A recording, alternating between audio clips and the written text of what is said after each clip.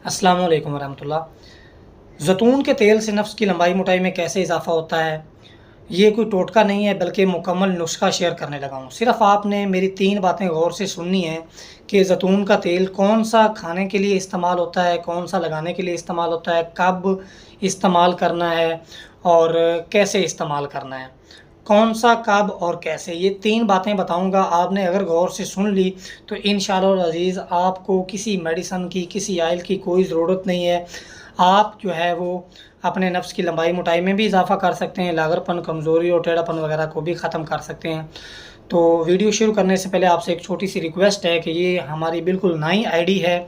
तो पुराना जो हमारा अकाउंट था हकीम इमरान सरवर चिश्ती वाला, वो सस्पेंड हो गया है, बैन हो गया है। तो इसलिए वीडियो को लाइक भी करें, शेयर भी करें और अकाउंट को फॉलो ज़रूर करें। तो सबसे पहले मैं आपके साथ ये शेयर करूँगा कि ज़ैतून का जो तेल होता है इसमें क्वालिटीज़ होती हैं।